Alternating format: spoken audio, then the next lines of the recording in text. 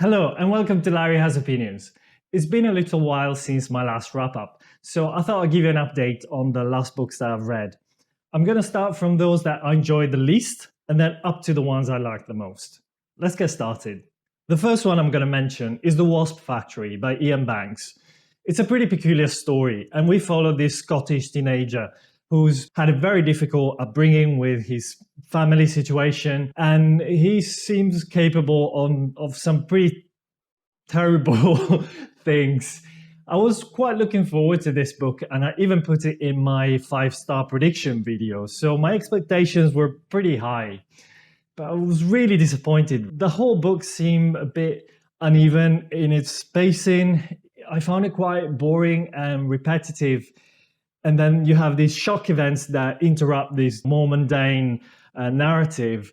And even these shocking events, yes, some are pretty gruesome, but some are pretty like roll your eyes sort of gross. I just didn't think it achieved what it was trying to achieve, at least for me. And the ending, which I wasn't really expecting, it's a bit controversial and a bit, again, sort of a shock ending in a way. And I didn't really find it particularly interesting or compelling either. So I'm afraid I only rated this 5 out of 10. The next I'm going to mention is Wool by Hugh Howey. The premise of this book was super interesting to me, and it sounded straight up my alley. This is a sci-fi / dystopian sort of story where we're stuck in this underground silo where what's left of humanity is relegated to live because the outside world is too toxic now, and so human beings can no longer get out and live a normal life. We follow some of the characters and some of the power struggles and power dynamics in this microcosm. And again, as I said, the premise of that sounded really interesting. However, I found the pacing quite uneven, and some of the characters and some of the plot not fully engaging. I badly read this with Steph, and I think neither of us particularly fell in love with this. We both had some high expectation, I guess, because this seems to be a lot of people's favorite book. So I thought, it'd be really compelling, and that wasn't quite my experience. I think the length of the book really detracted from the cohesion of the story. This was a 600-page book, and in my opinion, it could have been trimmed down to 300, 400 max. And I think in that case, I might have enjoyed it a lot more. It just seemed to drag a bit too much for my liking, and I wasn't fully invested in the story. So I ended up rating this only 6 out of 10. Next, I have Giovanni's Room by James Baldwin. If you're not familiar with the story, we follow this American main character who's living in France for a time of his life, and he has a girlfriend, but at the same time, he's finding himself attracted to men, and he's trying to navigate coming to terms with his own sexuality. And he meets this Italian guy named Giovanni, and the whole story revolves around his relationship with this guy, but even more so with his own reflections around his own identity and sexuality. I also had really high expectations on this because it seems to get so many 5-star reviews. So many people seem to just adore this book, and it didn't really fully work for me either. I didn't hate it or anything. I just found it quite underwhelming. I just found myself pretty bored for most of the story. It was slightly mundane, but at the same time, it was also overly dramatic in some of the shocking things that happen in the book. I also found it relied a bit too much on the usual stereotypes around Italy and France, which I don't particularly enjoy. And overall, I just didn't connect too much with the characters and the story, and it just left me underwhelmed. I have a full review of this if you're interested, where I talk about it in a bit more detail, but I ended up rating this 6 out of 10. Now, moving on to some books that I enjoyed a bit more. I have An Island by Karen Jennings. This is the ultimate underdog of a book. It only had 10 ratings up until 2-3 weeks ago on Goodreads, when very surprisingly ended up making the long list of the Booker Prize. And then after that, everybody was running around trying to get hold of a copy because obviously there were not that many in circulation. It's a pretty interesting story, and it's told from the perspective of Samuel, who lives by himself on this island, and he's the keeper of the lighthouse.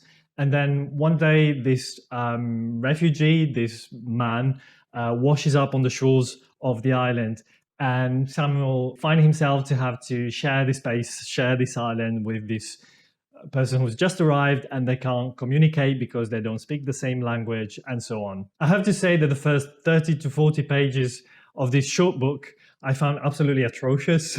The author just keeps going on about chickens and vegetables, and you also have to suspend your disbelief a little bit because this refugee who's unconscious after being stranded at sea, he just got given 2 glasses of water, and within a couple of hours he's fully operational and strong and everything. But anyway, I have to say that getting past that, the story actually evolves in a very interesting direction. We find more about the past of Samuel, the protagonist, and I just found it really interesting and very well executed, at least the second half of the book.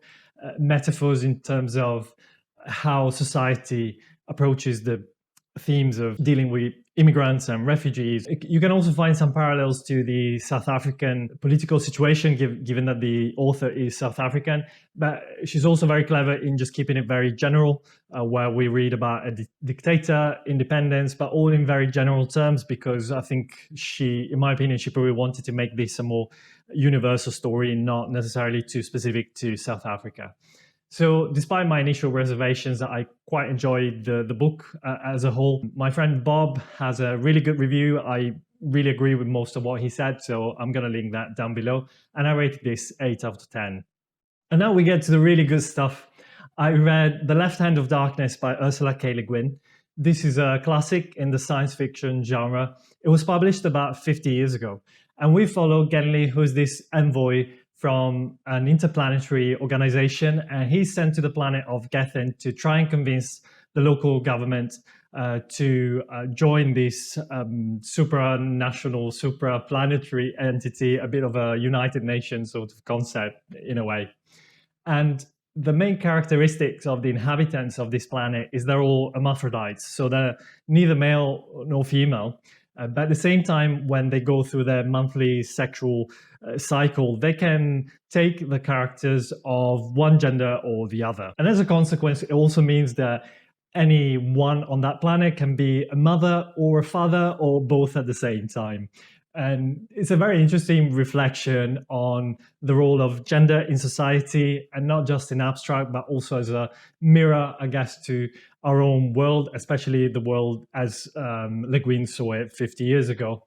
And it's also a beautiful story about love and loyalty and relationships that I found really touching and really compelling. It tends to be on the slower side, so I wouldn't necessarily recommend it to anyone who likes science fiction, but if you do enjoy that more literary and slower paced sort of story within a science fiction setting, I thought it was absolutely beautiful. Again, I have a full review for this if you're interested. I rated this 9 out of 10. And last but certainly not least, I have Leave the World Behind by Rumaan. And this is a story of a white middle-class family who travels from their home in New York to the middle of nowhere, somewhere in Long Island. And they rent this Airbnb. And one night, this elderly couple, a black couple, knock at the door because they claim to be owning the house. And they say there's something is happening in New York City. There's a general blackout. They cannot get up to the high-rise building where they normally live. And since they own this holiday rental, they asked to find shelter in this place. And pretty soon, these two very different families, forced to live under the same roof in close contact, find themselves completely cut off from the rest of the world because television, mobile phones, everything kind of stops working, and they don't necessarily know what's happening. And they find themselves struggling with the idea of whether, it's probably nothing and nothing to worry about, versus why is this happening? Is this the apocalypse? Something major just happened. And it's a very interesting reflection on the fragility of our civilization, how all these things we take for granted could very easily unravel. and also at the micro level, the dynamics between these two families are very, very interesting. This is very much not a thriller, despite what the synopsis might seem to suggest. It's a very slow-paced literary fiction book with very flowery prose. So, warning to anyone who sounds like might be interested in this book, it might not be to everybody's taste. Again, I have a full review of this. It was one of my favorite books that I've read this year, and I've rated this 9 out of 10 as well. Enjoyed this video, please give me a thumbs up. Subscribe if you haven't already. Also join our Discord if you want to discuss about any of these books further with our community. The link is in the description box, and I'll see you the next time.